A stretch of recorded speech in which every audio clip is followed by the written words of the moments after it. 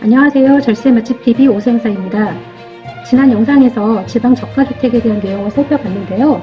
많은 분들이 언론 보도나 잘못된 정보로 인해서 지방 저가주택과 농어촌 주택을 혼동하고 계신 듯 합니다. 특히 시골집이라고 언론에서 기사화돼서 더 혼란이 가중되고 있는 듯 한데요.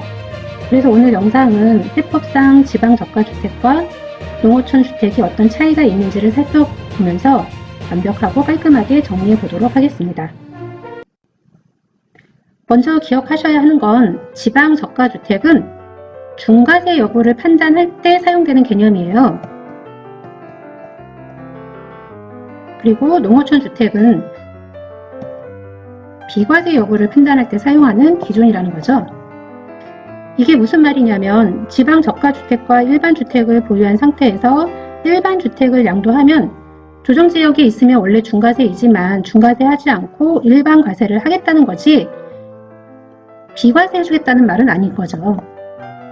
반대로 일반 주택하고 농어촌 주택을 보유한 상태에서 일반 주택을 양도하면 2주택자이지만 농어촌 주택은 없는 걸로 봐서 양도하는 일반 주택은 비과세 해주겠다라는 의미입니다. 이렇게 차이가 매우 크니까 지방 저가주택과 농어촌 주택에 대한 구분을 명확히 할 필요가 있겠죠. 지방 저가주택에 관한 부분은 지난 영상에서 자세하게 말씀드렸으니까 구체적인 부분은 생략하고요. 아주 간단하게 말씀을 드리자면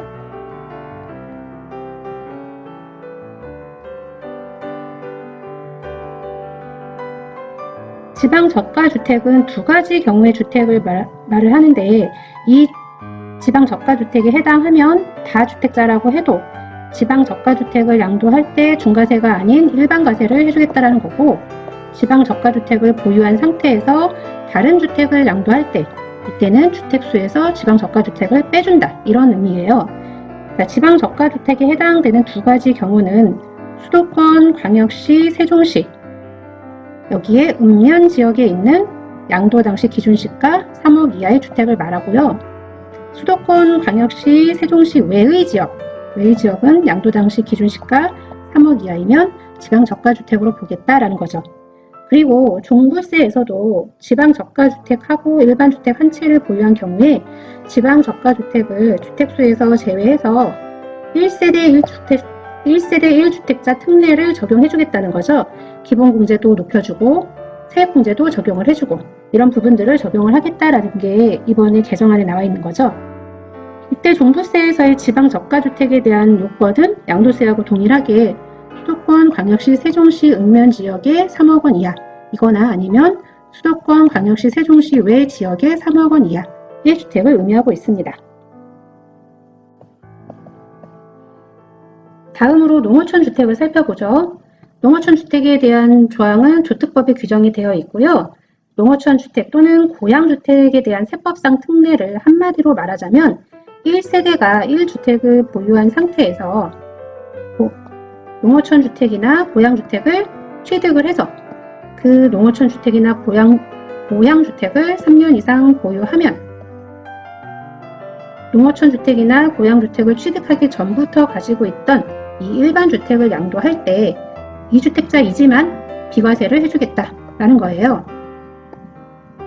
다시 얘기하면 일반 주택을 보유한 상태에서 농어촌 주택이나 고양주택을 취득을 해서 3년 이상 보유를 하면 내가 가지고 있었던 일반 주택을 양도할 때 2주택자이지만 비과세를 해주겠다라는 특례입니다.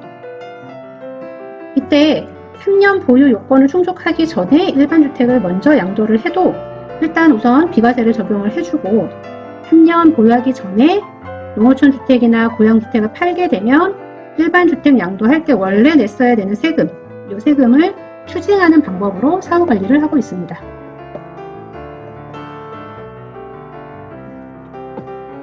이 주택자임에도 불구하고 비과세를 해주는 매우 큰 혜택이니만큼 농어촌 주택 또는 고양주택의 요건이 매우 중요하겠죠. 농어촌 주택과 고양주택의 세법상 적용은 동일한데 취득 시기와 소재지에 대한 요건이 서로 다른 부분이 있어요. 이 부분은 구분해서 살펴보도록 하겠습니다.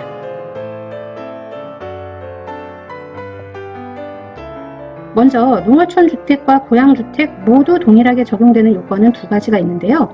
첫 번째, 취득 당시 이 농어촌 주택이나 고양주택을 취득하는 당시 그 주택의 기준시가가, 시가가 아니고 기준시가예요. 기준시가가 2억 원 이하여야 합니다. 만약에 취득하는 농어촌 주택이나 고양주택이 한옥이라면 4억 원 이하를 적용을 해줍니다. 이 부분이 이번 정부 개정안에서 3억 원 이하로 개정되고 있죠. 이게 한옥은 동일하게 4억인데 이 개정사항의 개정안에 이 2억을 3억 이하로 완화해주는 이런 개정안이 들어가 있습니다. 자, 동일하게 적용되는 요건 두 번째는 보유하고 있는 일반 주택하고 이 취득하는 농어촌 주택이나 고양주택이 같은 면, 시 지역에 있거나 아니면 면접한 면, 시 지역에 있으면 안 된다라는 요건이 있습니다. 참고로 예전에는 면적 요건도 있었는데요. 이 부분은 지금은 삭제돼서 면적에 대한 제한은 없습니다. 자, 여기서 참고로 면접에 대한 개념을 좀 아셔야 되는데요. 면접이라는 표현도 쓰고 세법에는 인접이라는 표현도 쓰고 있습니다. 자, 이 차이가 매우 중요한데요. 면접은 행정구역상 동일한 경계선에 서로 맞닿아 있는 것, 이것을 면접이라고 해요. 근데 인접은 이렇게 맞닿아 있는 경우도 물론 포함을 하고 맞닿아 있지 않아도 가까운 거리에 이웃하고 있으면 이것도 인접한다라고 봐요. 그러니까 인접이 면접보다 더 큰 의미인 거죠. 농어촌 주택 요건 중에 보유하고 있는 일반 주택이 취득하는 농어촌 주택하고 연접해 있지 않아야 된다라고 했죠. 경계선이 붙어 있으면 안 된다는 거죠. 일반 주택이랑 농어촌 주택이 경계선이 붙어서 같이 있으면 안 되고 일반 주택은 여기 있고 이 가까이 붙어 있지 않은 곳에 농어촌 주택을 취득을 하는 것은 괜찮다라는 얘기죠.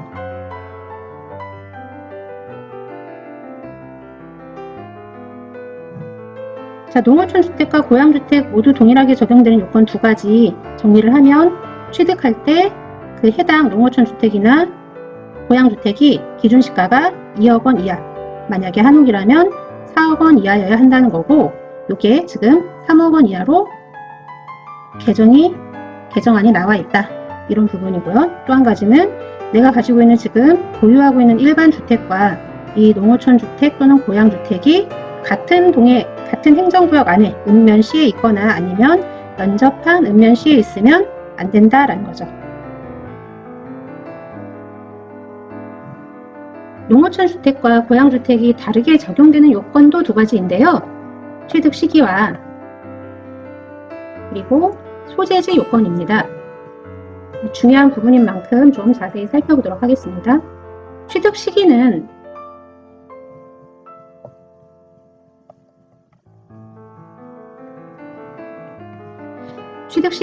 농어촌 주택인 경우에는 2003년 8월 1일부터 22년 12월 31일 기간 중에 취득해야 하는데요. 고양주택은 이 기간이 2009년 1월 1일부터 22년 12월 31일 기간 중에 취득해야 합니다.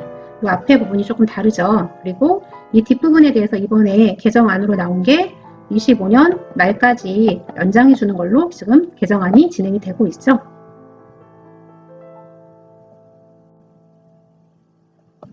다음으로 소재지 요건은 농어촌 주택인 경우에는 수도권, 도시지역, 조정대상 지역,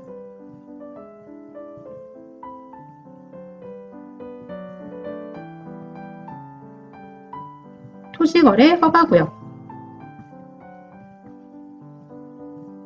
그리고 관광단지, 여기를 제외한 지역에 면, 소재주택이어야 합니다. 자, 수도권, 도시지역, 조정대상지역, 토지거래 허가구역, 관광단지를 제외한 읍, 면, 동 지역에 있는 주택이어야 하는데요. 자, 수도권 중에서 예외적으로 경기도 연천군하고 그리고 인천, 옹진군 이 두 군데는 수도권이지만 예외적으로 농어촌 주택으로 인정을 해주고 있습니다. 자, 여기에서 이 동지역은 전국에 있는 모든 동을 의미하는 건 아니고요. 세법에서 열거해 놓은 26개 시지역의 동지역을 의미합니다. 이 26개 시지역은 인구 20만 명 이하의 시를 골라서 정했다고 하네요. 자, 반면에 고양주택은 수도권, 조정지역, 관광단지를 제외한 지역에서 자, 여기에서 지금 차이가 나는 게 도시지역, 토지거래 허가구역 괜찮다는 거죠. 고양주택은 도시지역이거나 토지거래 허가구역이어도 괜찮다라는 거고요. 고양주택 같은 경우에는 여기에 요건이 하나 더 들어가는데 수도권, 조정대상지역, 관광단지 외 지역에서 가족관계 등록부에 10년 이상 등재가 되고 그리고 여기서 거주한 사실이 있는 곳으로 세법에서 열거한 26개 시지역의 주택을 의미하고 있습니다. 자, 정리하자면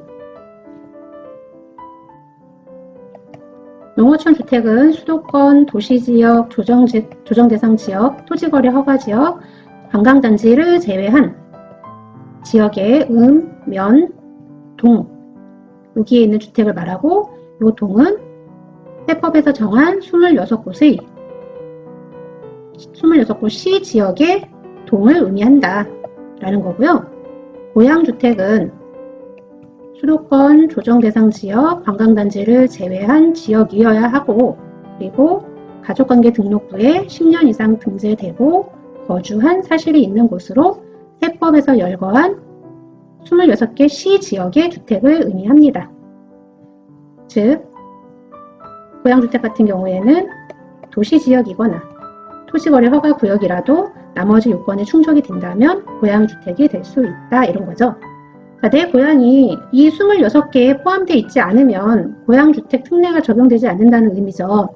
내 고향이 서울이고 서울에서 10년 이상 거주했다라고 해서 서울에 있는 주택을 취득하면서 고양주택 특례를 적용해달라? 안 된다는 거죠. 자, 이쯤 되면 이 26개 지역이 어디인지 궁금하실 텐데요. 그래서 세법을 한번 찾아봤습니다. 먼저 충청북도는 제천시, 그리고 충남, 계룡시, 공주시, 논산시, 보령시, 당진시, 서산시. 강원도는 동해시, 삼척시, 속초시, 그리고 태백시 이렇게 해당이 되고요.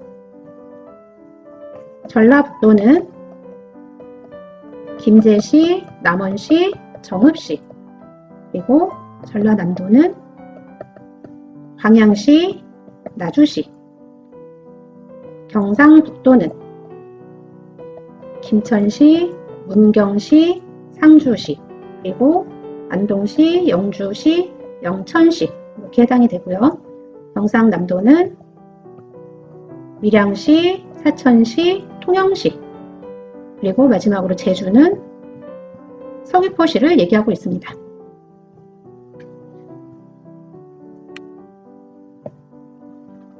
농어촌 주택 등에 대한 비과세 특례는 일반 주택과 농어촌 주택 소유자 명의가 같아야 하는지 아니면 부수 토지만 보유한 상태에서 신축하거나 매입한 경우에도 적용이 되는지 그리고 농어촌 주택 특례와 일시적 2주택 특례가 중복 적용도 가능한지 여기 여러 가지 경우가 발생을 할 수 있고요. 이런 실제 적용을 위해서는 구체적으로 검토해야 되는 부분들이 많아서 오늘 설명드린 부분은 참고만 하시고요. 실제 적용하실 때는 세무 전문가 분들과 상담 후 진행하시기를 권해드립니다. 오늘은 지방저가주택과 농어촌주택 그리고 고양주택을 비교해서 살펴보았는데요. 정리하자면 지방저가주택에 해당이 되면 다주택자라 하더라도 해당 지방저가주택은 중과세가 아닌 일반과세를 해주고 그 다음에 지방저가주택을 보유한 상태에서 일반주택을 양도를 할 때 주택수 계산에서 이 지방저가주택은 빼고 주택수를 계산을 한다는 거죠. 이 주택수 계산이 왜 의미가 있냐면 지금 2주택자 같은 경우에는 중과로 인해서 추가되는 세율이 20%고 3주택자인 경우에는 추가되는 세율이 30%죠. 세율에 추가되는 세율 차이가 있죠. 이때 지방저가주택은 꼭 한 채일 필요는 없고 여러 채인 경우에도 중과 배제를 적용을 해주고 있다라는 거죠. 자, 농어촌주택이나 고양주택에 해당이 되면 농어촌주택이나 고양주택을 취득하기 전부터 보유하고 있던 일반 주택에 대해서 비과세를 해준다라는 거죠. 이때 농어촌주택이나 고양주택은 한 채만 인정을 해주고 있어요. 내가 보유하고 있는 주택이 지방에 있는 주택이라고 해서 지방에 있는 저가주택이라고 해서 다 세법에서 인정하는 지방저가주택이 아니고